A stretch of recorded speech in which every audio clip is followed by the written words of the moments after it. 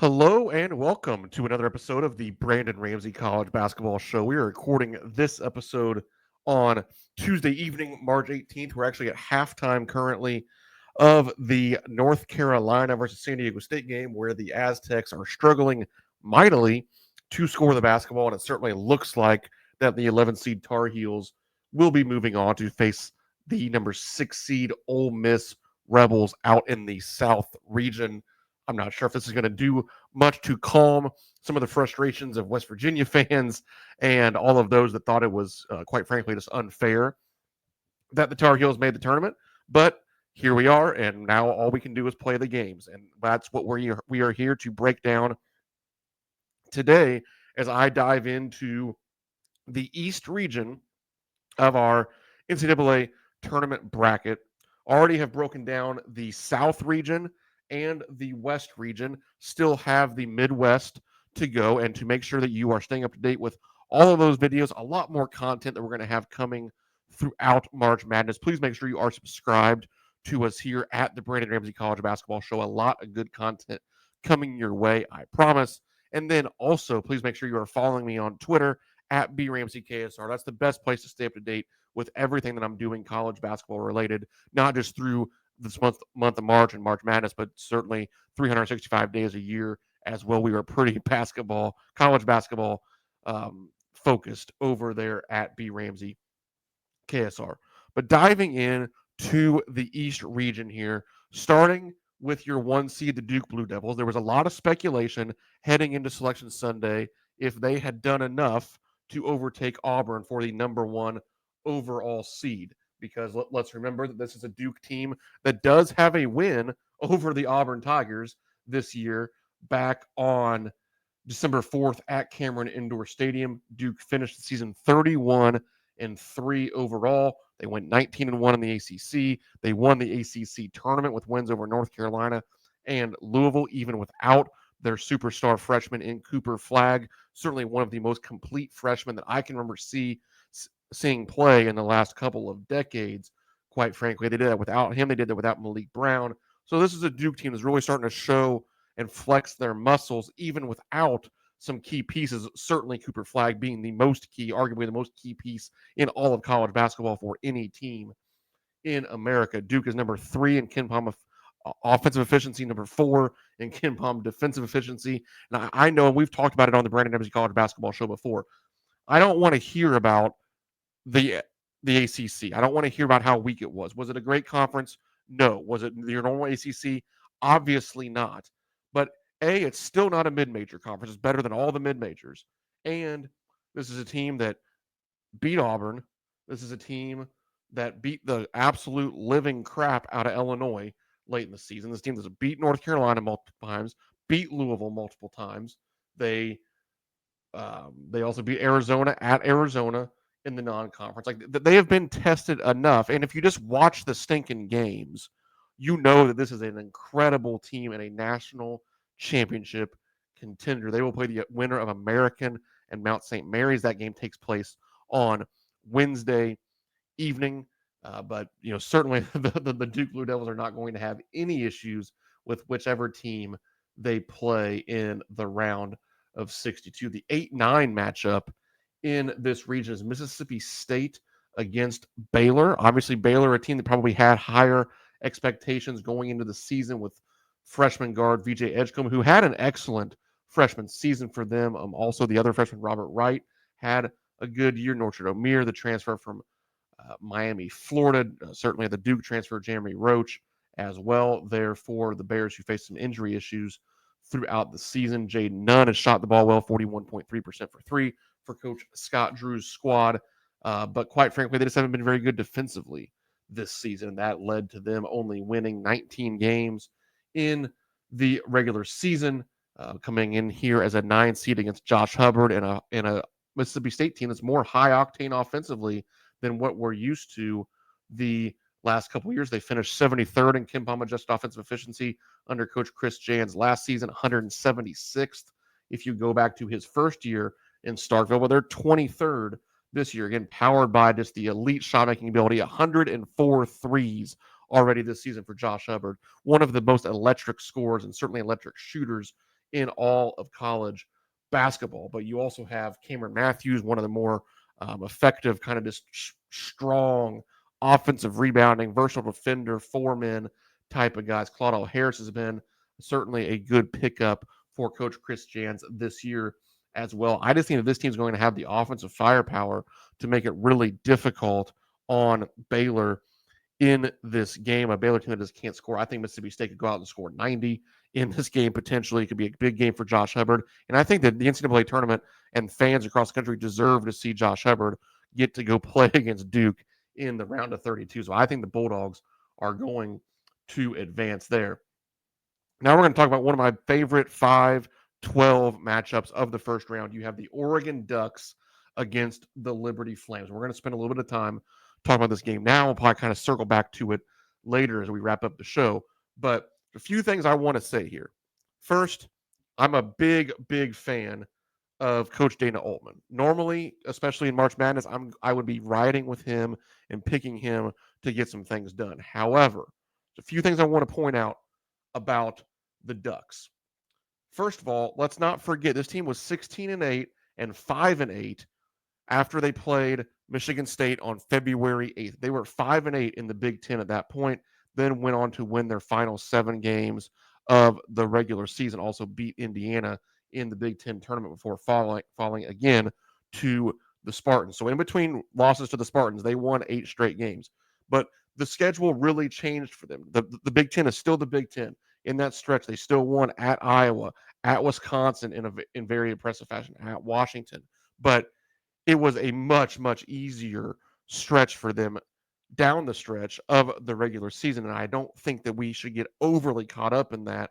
We can remember back to when they lost 5 straight and 6 of 7 and think that this is still the same team that did that as well. Now, I think Oregon is pretty darn good defensively, and they do take away the 3, which could be concerning for a Liberty team that just lives and dies as harshly as anybody in the country from 3-point range. They are 8th in college basketball in terms of the percentage of points that they score from beyond the arc. They're also 5th in 3-point shooting at 39.5%, second in effective field goal percentage at 58.4. They're going to slow the game down, and they are going to let it rain from 3-point range. And it's just going to come down to, are they going to make enough of them to stay in this one? Yes, there's a chance they come out and they're 6 of 32. And they're going to probably lose by 15 or 20 to Oregon.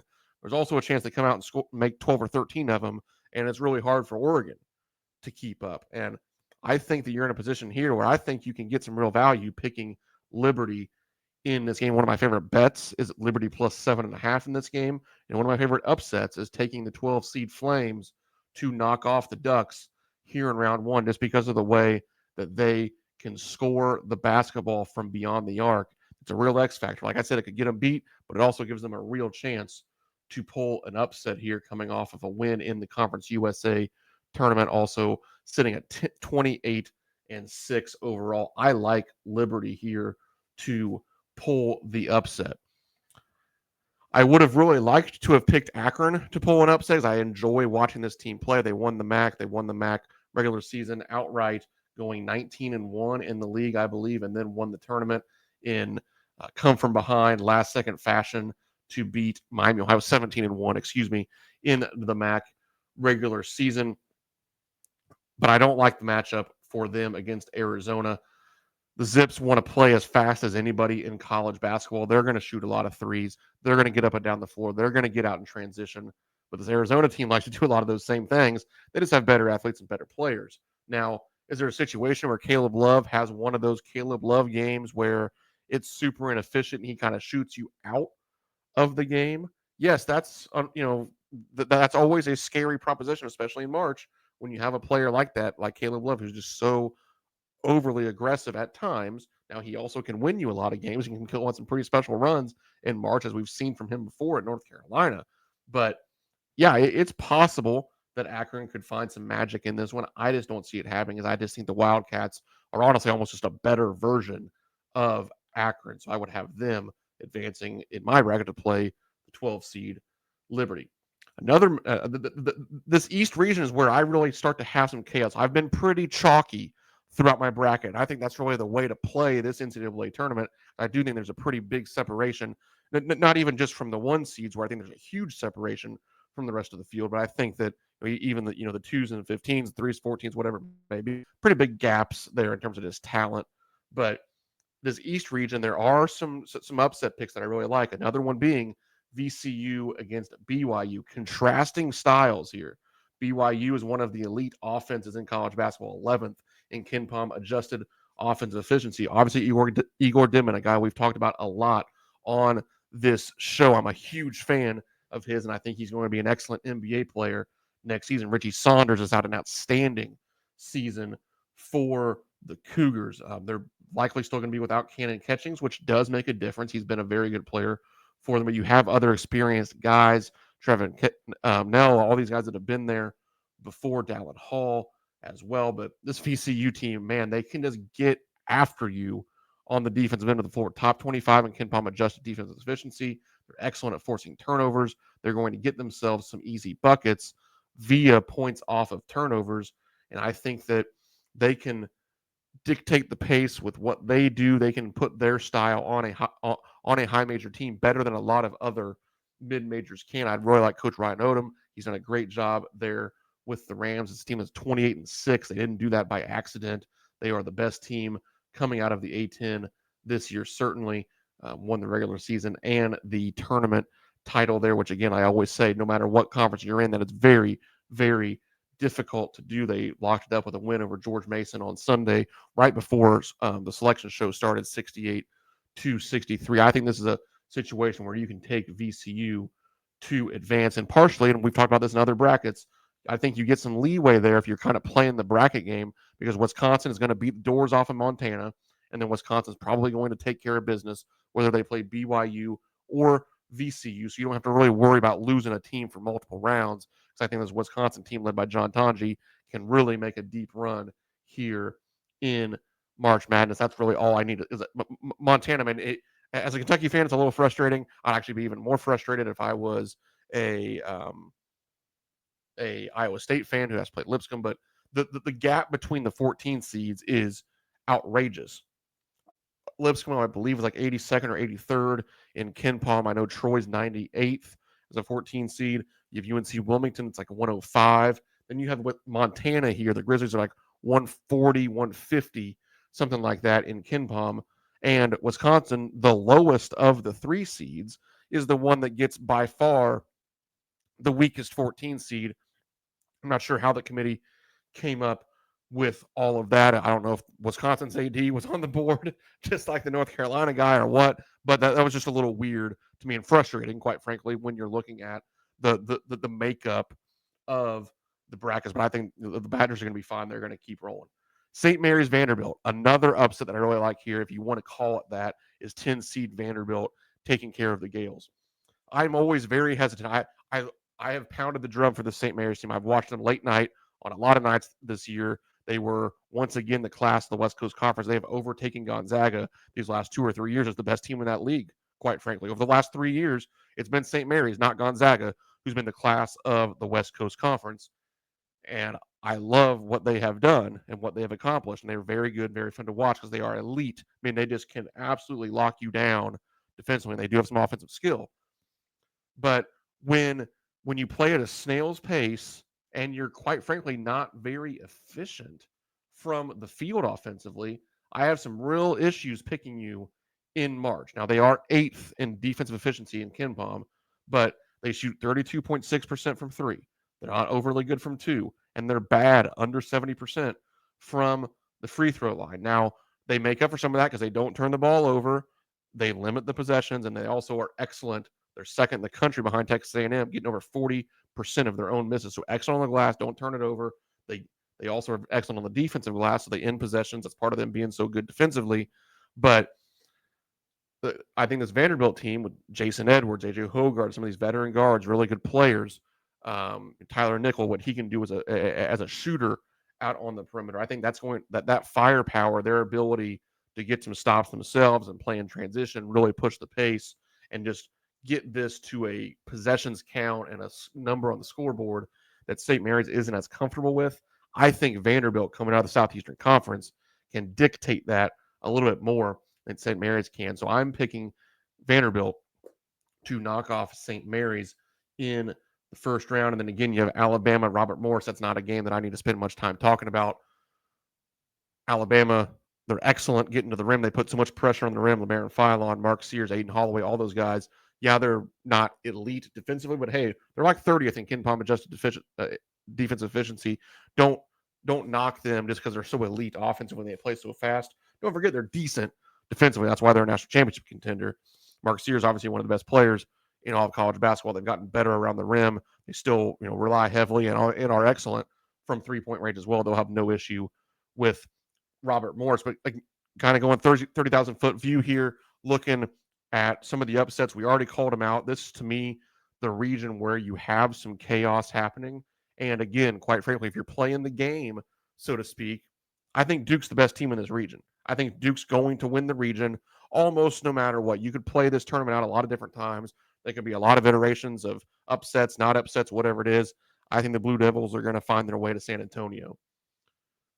So you're not risking a ton, and especially I really like Wisconsin. I think they're going to be able to play their way through. I really like Alabama. They're going to be able to play their way through. So you can take some shots at some of these teams. Like even if you like the Akron over Arizona thing, like I don't like that matchup, but I don't think you're going to lose your bracket pool because you went on a limb and picked Akron. But the ones I do really like here, I really like Liberty over Oregon.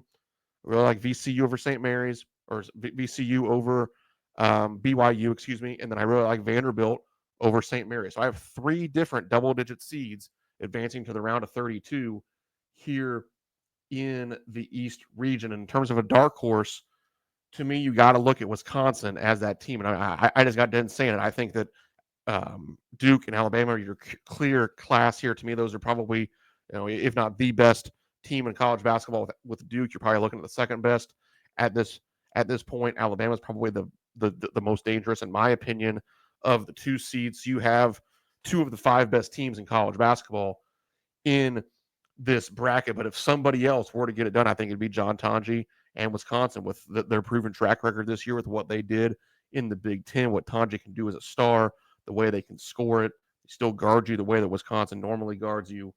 I think that they're probably really the only true dark horse candidate other than like Liberty making a Sweet 16 run.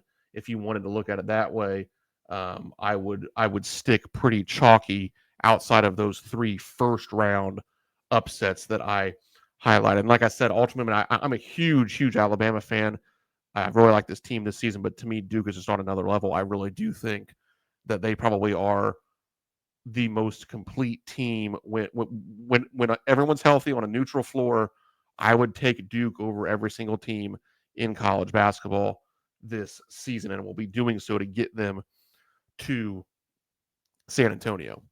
So there we have it for this breakdown of the East region. Again, we've already done the South. We've already done the West. Just one more still to come, the Midwest region, featuring my Kentucky Wildcats. So we'll get into that later. But please make sure you are subscribed to us here at the Brandon Ramsey College Basketball Show YouTube channel.